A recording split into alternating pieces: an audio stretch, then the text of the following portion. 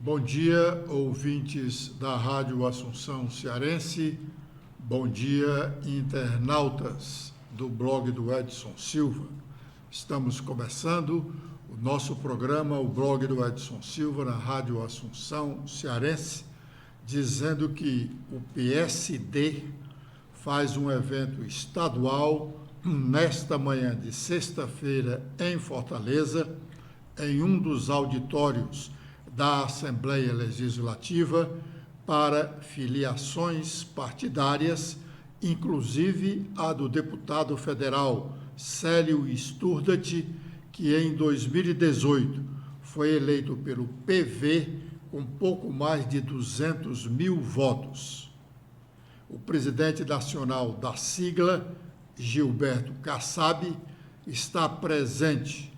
Ele chegou a Fortaleza ontem e hoje pela manhã tomou café com o governador Camilo Santana e o presidente da Assembleia Legislativa, deputado Evandro Leitão, acompanhado da cúpula do PSD cearense, que é a família de Domingos Aguiar. Ele, Domingos Aguiar Filho, ex-vice-governador do Ceará e presidente da Assembleia Legislativa, é o presidente estadual da sigla.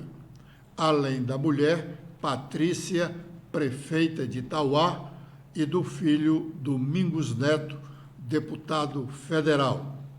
Para o evento que acontece, repetimos, na Assembleia Legislativa, Domingos Filho convidou representantes dos demais partidos cearenses aliados ao esquema governamental. Kassab tem encontro com o senador Cid Gomes e confirmará a aliança estadual do PSD com o PDT e os outros partidos aliados. O PSD pretende indicar o nome do candidato a vice-governador na chapa do candidato oficial do governo. O prefeito de Fortaleza, José Sarto, numa entrevista coletiva ontem, em que falava sobre questões da administração municipal, ao ser questionado sobre a sucessão estadual deste ano, foi o responsável pela animação da política cearense ontem e ainda hoje, ao defender o nome do ex-prefeito Roberto Cláudio como o melhor candidato do grupo governista a governador do Ceará na disputa deste ano. Vamos ouvir o que ele disse.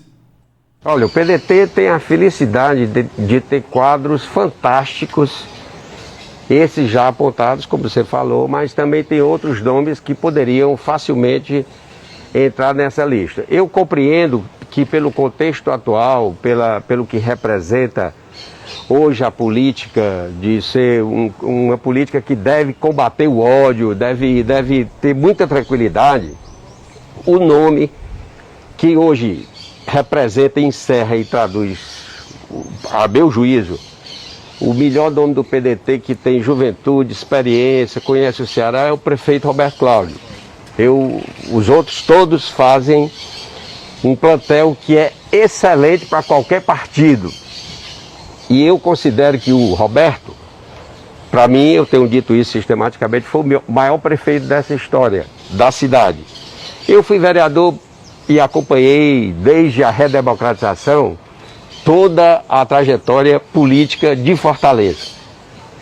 E o Roberto, além de ter sido o maior prefeito da história da cidade, que deverá ser reconhecido com o tempo a respeito disso, tem qualificação, juventude, experiência, 8 anos prefeito, e tem, como presidente da Assembleia, o conhecimento do Ceará como poucos têm. Então, os outros nomes são fantásticos nomes, e esse é o pensamento que eu compreendo que é melhor para o Ceará. Entretanto, quem deve escolher é o partido, é a dinâmica partidária. São os partidos que vão convergir com a gente dentro desse processo. É evidente, e ele foi muito claro, o prefeito José Sarto, que esta manifestação dele reflete o que ele pensa, mas a decisão sobre a escolha do candidato à sucessão da vice-governadora, que vai assumir agora no dia 2 de abril o governo, o candidato será escolhido pela cúpula do partido, isso lá mais próximo do período das convenções partidárias. E a posição do prefeito José Sarto em relação aos nomes que estão aí como prováveis candidatos do PDT ao governo não poderia ser diferente. Sarto sabe o que Roberto Cláudio fez para que ele hoje fosse prefeito de Fortaleza. O mais é tudo só especulação. Até julho não teremos nome apontado pela cúpula do PDT para disputar o governo do Estado.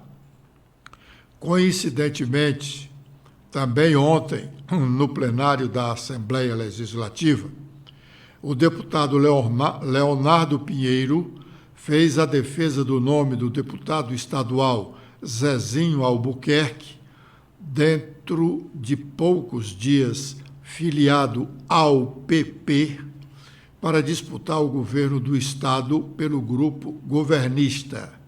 Zezinho ainda é do PDT, por onde, aliás, em 2014, foi um dos nomes apontados para ser candidato à sucessão do ex-governador Cid Gomes. Foi quando saiu o nome de Camilo Santana, contrariando as expectativas dentro do PDT naquela oportunidade, que tinha como pré-candidatos, além do próprio Zezinho Albuquerque, o deputado federal Mauro Filho e a hoje vice-governadora Isolda Sela. E ainda tinha um outro pré-candidato no grupo governista, que era, na época, o vice-governador do Estado, Domingos Aguiar Filho. Vamos ouvir o que disse o deputado Leonardo Pinheiro. Que nosso partido, o Partido Progressista, que nós temos uma grande referência política, que é o deputado estadual Zezinho Albuquerque, que foi por 3 vezes seguidas presidente desta casa, por 3 vezes seguidas. Isso, o único fato em toda a história dessa Assembleia, que já tem mais de 100 anos, o único presidente por 3 vezes seguidas. Obviamente que eu só reputo isso como reflexo, quando possível, eu queria uma parte, do seu trabalho, da sua dedicação, da sua seriedade, do seu poder de diálogo, da sua experiência, da sua sensibilidade com a realidade, com as dificuldades do povo do nosso Estado. E eu quero dizer aqui, deputado Fernando, que nós progressistas, já que o deputado Zezinho Albuquerque coloca seu nome como governador à disposição do crivo do povo cearense, nós do Partido Progressista temos convidado o deputado Zezinho Albuquerque para que possa ser candidato a governador. Com prazer, Fernanda, para que o deputado seja candidato a governador pelo Partido Progressista e possa dar continuidade a esse projeto que começou há cerca de 16 anos e que tem levado o Ceará a passos largos, com todas as dificuldades, obstáculos, com nossa... historicamente, nós temos um déficit econômico, um déficit social muito grande em relação a estado do Sul e do Sudeste, mas, sem dúvida alguma, indubitavelmente, o povo cearense reconhece que o Ceará tem caminhado a passos largos para ser um estado moderno e desenvolvido, onde as pessoas têm uma melhor condição de vida em todas as áreas, seja a área econômica, assim como na área social. Portanto, deputado, para que possa passar a parte para Vossa Excelência, quero só ressaltar aqui, deputada Fernanda, que o Partido Progressista, através de todos os seus membros, que hoje somos 5 deputados estaduais aqui na casa, temos cerca de 15 prefeitos, somos o 3º partido a nível de Brasil, em número de deputados federais. Nós temos reiteradamente convidado o deputado Zezinho Albuquerque, por sua experiência, pela sua sensibilidade, pelo seu poder de diálogo, pela sua humildade que tem em reconhecer a dificuldade, reconhecer as maiores demandas do nosso Estado, né? Temos a plena certeza que reúne todas as condições necessárias para dar continuidade a esse projeto exitoso que tem levado o Estado do Ceará, repito, com todos os obstáculos e dificuldades, a ter um Estado moderno, desenvolvido, onde as pessoas desfrutem, as pessoas tenham melhor condição de vida. Bom, este foi o deputado estadual Leonardo Pinheiro. Convém relembrar que o deputado Zezinho Albuquerque ainda está filiado ao PDT, mas ele deve conversar nos próximos dias com o senador Cid Gomes, de quem é amigo particular de longas datas, sobre sua saída para o PP, Partido Progressista, ou para os progressistas. Aliás, já de há algum tempo, Zezinho trabalha no fortalecimento desta sigla aqui no Ceará, que é presidida pelo seu filho, o deputado federal AJ Albuquerque. Zezinho aproveitará, assim, a janela partidária para trocar de partido antes do fim deste mês de março. E o Supremo Tribunal Federal decidiu ontem que o fundo eleitoral terá realmente o valor definido pelo Congresso Nacional de 5,7 bilhões de reais. Convém aqui um esclarecimento. Algumas matérias jornalísticas, corretamente, falam em um valor menor de 4,9 bilhões para o fundo eleitoral. Isso porque este valor foi o questionado pelo Partido Novo junto ao Supremo Tribunal Federal. E este valor foi estabelecido também pelos deputados e senadores quando eles aprovaram a Lei de Diretrizes Orçamentárias, a chamada LDO. Esta Lei de Diretrizes Orçamentárias, ela é a base para a elaboração da Lei Orçamentária Anual, que é exatamente a que define o orçamento que o governo há de gastar durante este exercício, por exemplo, de 2022. Quando foi votada a Lei Orçamentária Anual, depois da Lei de Diretrizes Orçamentárias, os congressistas fixaram um teto de 5,7 bilhões. O Supremo Tribunal Federal decidiu com base no que questionou o Partido Novo. Ele questionou os valores que estavam estipulados na Lei de Diretrizes Orçamentárias e não o da Lei Orçamentária Anual. Qualquer que seja, então, a discussão, o que o Supremo decidiu é que o Congresso é que tem realmente a competência de definir o orçamento. Stephanie. Bom dia, Edson. Bom dia, ouvintes da Rádio Assunção e internautas do blog do Edson Silva.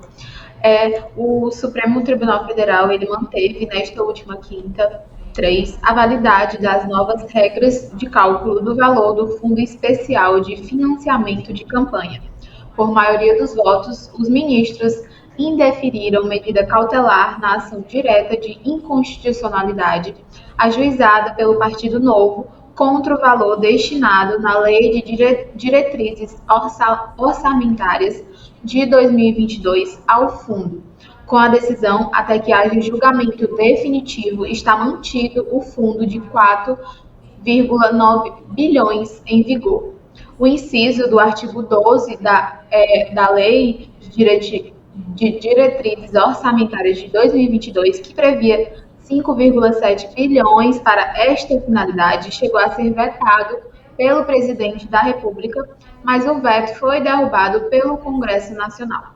Em janeiro de 2022, o Executivo, uma vez que a LDO não fora suspensa, sancionou a Lei Orçamentária Anual, que destinou 4,9 bilhões ao fundo.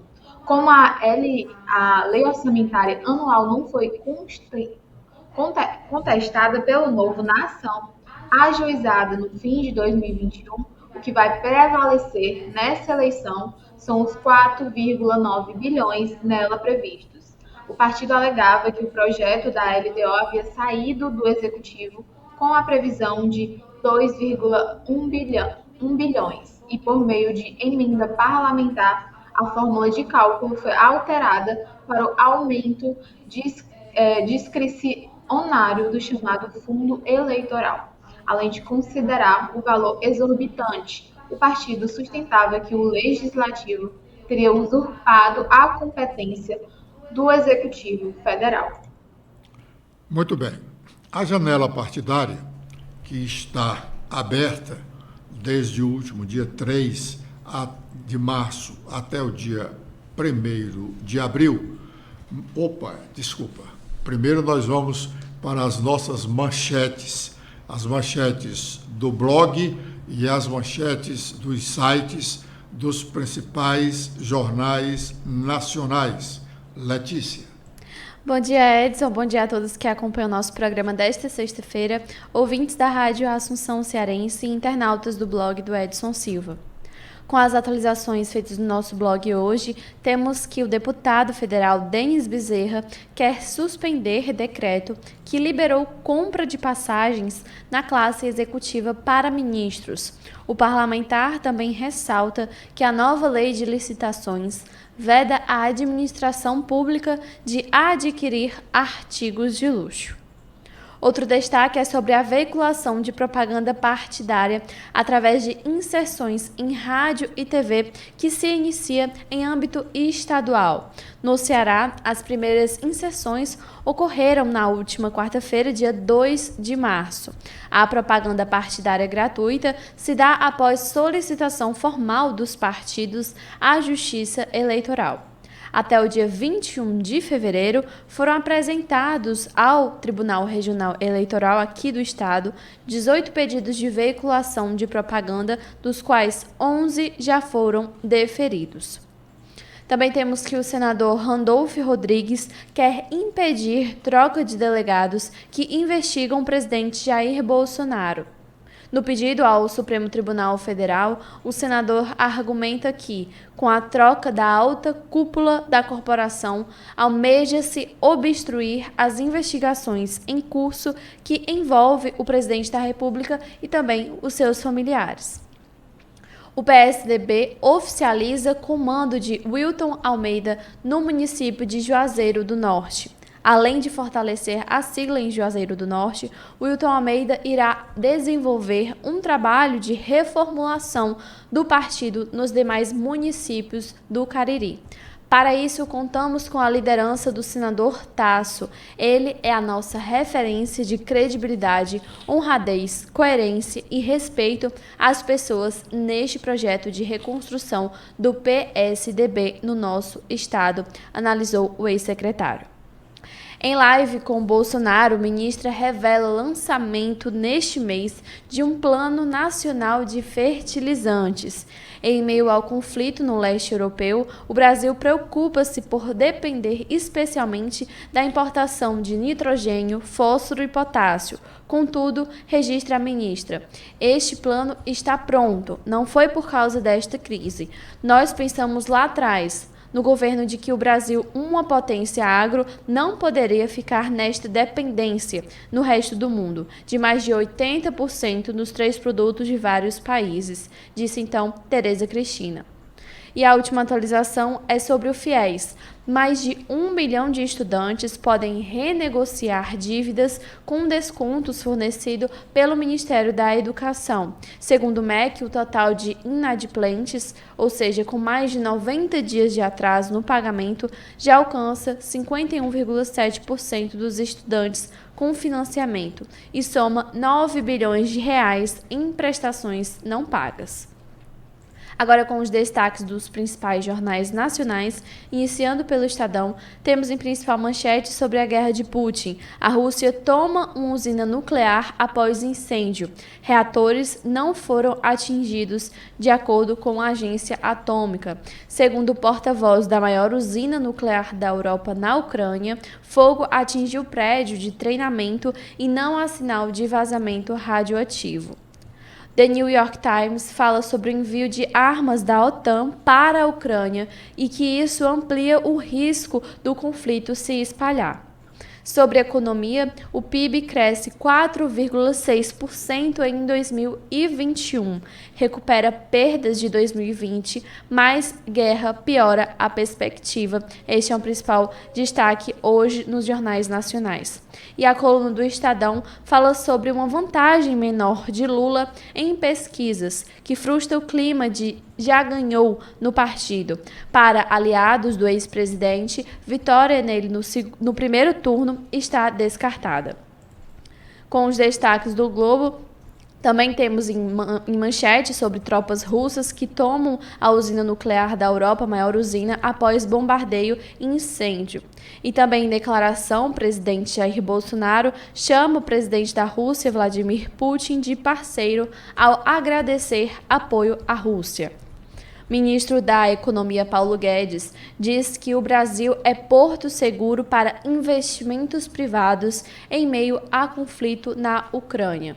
E também agora com os destaques da Folha de São Paulo, temos em manchete sobre a diplomacia brasileira. Embaixador da China no Brasil lamenta danos a civis na Ucrânia, mas critica a OTAN. Diplomata diz que relação baseada no respeito corresponde ao interesse comum. Muito bem, agora sim, a janela partidária motivou um pronunciamento do deputado Heitor Ferrer ontem no plenário da Assembleia. Recentemente, comentamos aqui neste nosso programa da Rádio Assunção Cearense as dificuldades do deputado Heitor de escolher um novo partido para disputar mais um mandato de deputado estadual. Ele hoje é filiado ao Solidariedade, do deputado federal Genesias Noronha, mas o partido não tem perspectiva de sucesso eleitoral neste ano aqui no Ceará. Também pelas dificuldades que experimentam na Justiça Eleitoral o próprio Genesias e sua mulher, a deputada estadual Aderlânia Noronha, é que eles estão com os seus mandatos cassados pelo Tribunal Regional Eleitoral e aguardam decisão do Tribunal Superior Eleitoral para confirmar ou reverter a cassação. Até os dois, os deputados Genesias e Aderlânia, em razão dessa dificuldade, já discutem mudar de partido, podendo ou não disputarem novos mandatos. Mas vamos ouvir o que disse o deputado Heitor Ferrer. E eu fazendo uma breve avaliação, olhe bem a situação em que eu me encontro. O partido do governo, que é grupo Ciro Cid Gomes, esse grupo, esse partido, esse governo, acho que o Ceará tem 27 partidos políticos, eu acho que 25 partidos. O grupo do governo, o governo, leva uns 16 a 17 partidos. Sobra o PSOL, sobra o PSDB, que já hoje namora muito, está noivo certamente, sobra o MDB, eu não sei mais qual outro, e agora União Brasil. União Brasil. Da esquerda, deputado Delmano, eu já vim e há muita frustração. O meu eleitorado hoje, ele é de centro e com tendência mais à direita. Mais à direita. E eu estou diante desse drama, para onde ir agora na janela partidária. E quero aqui agradecer publicamente ao senador Eunício Oliveira, que nos fez mensagem, nos ligou, colocando o partido à disposição. e ao deputado capitão Wagner, que também se coloca à disposição com a agremiação partidária nova que ele poderá dirigir. Enquanto, obviamente, a direção nacional não escolher, o União Brasil ainda está sem comando no Ceará. Portanto, eu faço esse pronunciamento, deputado Luiz Silvio, para transferir para o eleitor cearense, de um modo geral, e para aqueles que nos seguem, ou que nos ajudam, é melhor dizer assim, aquele eleitor que me ajuda, vem me ajudando em campanhas seguidas, desde 88, né? Eu tenho um eleitorado muito fiel. Eu quero dizer que esse mês eu tenho que decidir para qual agremiação eu vou me conduzir, qual a agremiação que eu vou me filiar para tentar uma reeleição a deputado estadual. Olha que isso é um exercício... Muito bem. O deputado Heitor está exatamente confirmando o que nós falamos na semana passada com relação à posição dele. Ele faz oposição aos governos. Hoje ele faz oposição ao governo Camilo, como fez ao governo Cid, como fez a outros governos estaduais e municipais. Ele é um homem que sempre está na oposição. Quando ele fez referência à quantidade de partidos que são aliados do governo, ele quis exatamente confirmar a dificuldade dele de encontrar uma agremiação para filiar-se. Hoje, provavelmente, ele irá para o União Brasil, se este ficar realmente sob o comando da oposição no Ceará. A Assembleia Legislativa está fazendo uma sessão ordinária nesta manhã, excepcionalmente. Ontem, a deputada Fernanda Pessoa pediu vista de uma das matérias que estavam na pauta de interesse do governador do Estado e impediu, assim, as votações. E a saída foi, então, convocar uma sessão para esta sexta-feira, pois como as matérias estavam em regime de urgência, e o regimento da Casa diz que, quando as matérias estão em regime de urgência, o pedido de vistas é de apenas 24 horas, a deputada terá que devolver a matéria ainda hoje. Até agora, os deputados governistas estão se revezando na tribuna para completar exatamente as 24 horas do pedido de vista da deputada, que ocorreu ontem por volta das 13 horas. Assim, ainda terão que falar um pouco mais, aguardando a chegada do momento de completar as 24 horas, para que a matéria seja devolvida e aprovada como interessa ao governo do Estado.